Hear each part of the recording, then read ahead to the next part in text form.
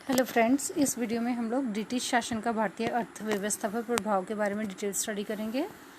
भारत में उपनिवेशी शासनकाल में होम चार्जेस भारत से संपत्ति दोहन का महत्वपूर्ण अंग थे। वह निधियां जो होम चार्जेस की संघटक थी, लंदन में इंडिया ऑफिस के भरण पोषण के लिए प्रयोग में लाई जाने वाली निधि, भारत में कार्यरत अंग्रेज कर्मचारियों के वेतन तथा पेंशन देने हेतु प्रयोग में लाई जाने वाली निधि। शब्द इंपीरियल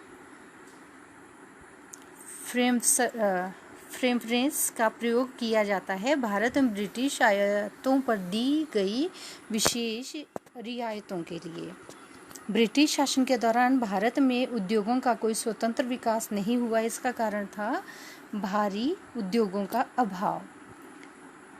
इस्तमरारी बंदोबस्त लागू किया लॉर्ड कॉर्नवालिस ने।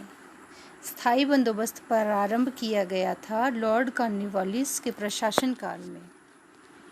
स्थायी बंदोबस्त किया गया था जमींदारों से। लॉर्ड कॉर्नवालिस द्वारा स्थायी बंदोबस्त लागू किया गया 1793 में। चिरस्थायी बंदोबस्त 1793 के अंतर्गत जमींदारों से अपेक्षा की गई थी कि वे खेतीहरों को पट्टा जारी करेंगे।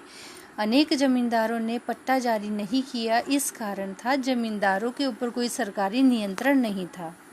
बिहार में परमानेंट सेटलमेंट लागू करने का कारण था जमींदारों के लिए जमीन पर वंश परंपरागत अधिकार को स्वेच्छा से हस्तांतरित करने का अधिकार। देश में बंगाल और बिहार में भूमि पर किराएदारों के अधिकारों को बंगाल किराएदारी अधिनियम द्वारा दिया गया था 1885 ईस्वी में। सर टॉमस मुनरो जिस भू राजस्व बंदोबस्त से संबंधित है वह है रैयतवाड़ी बंदोबस्त से संबंधित है सर टॉमस मुनरो। अंग्रेजों ने रैयतवाड़ी बंदोबस्त लागू किया था मद्रास और बम्बई प्रेसिडेंसी में।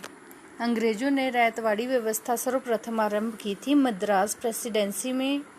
ब्रिटिश व्यवस्था में रैयतवाड़ी भू राजस्व संग्रह प्रचलित था दक्षिण भारत में।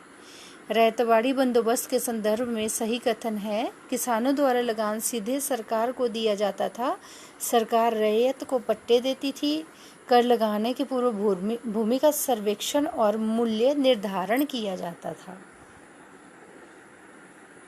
असम में सर्वप्रथम चाय कंपनी की स्थापना की गई थी 1839 ईस्वी में। दादा भाई नौरोजी द्वारा प्रतिमाह अपवह सिद्धांत ड्रेन थ्योरी का सही परिभाषा है, भारत की राष्ट्रीय संपदा का एक भाग अथवा कुल वार्षिक उत्पादन ब्रिटेन को निर्यात कर दिया जाता था, जिसके लिए भारत को कोई वास्तविक प्रतिफल नहीं मिलता था। अंग्रेजों के शासनकाल में भारत के आर्थिक दोहन के सिद्धांत को प्रतिपादित किया दादा भाई नौरोजी ने। निकास के सिद्धांत का प्रतिपादन किया था दादा भाई नौरोजी ने। भारत में उपनिवेशवाद के आर्थिक आलोचक थे दादा भाई नौरोजी, जी सुब्रमण्यम अय्यर तथा आर.सी. दत्त। बाल गंगाधर तिलक, आर.सी. दत्त, एम.जी. रोनाल्डे तथा सर सैयद अहमद खान में से दादा भाई नौरोजी के उत्सारण सिद्धांत ड्रेन थ्योरी में विश्वास नहीं किया था सर सैयद अहमद खान ने। Poverty and un British rule in India नामक पुस्तक लिखी थी दादा भाई नौरोजी जी ने। दादा भाई नौरोजी की भारतीय राष्ट्रीय आंदोलन को सर्वाधिक प्रभाव देने था। उन्होंने इस बात को अभिव्यक्त किया कि ब्रिटेन भारत का आर्थिक शोषण कर रहा है। भारत में ब्रिटिश आर्थिक नीति घिनौनी है, यह विचार व्यक्त किया था कार्ल मार्क्स ने।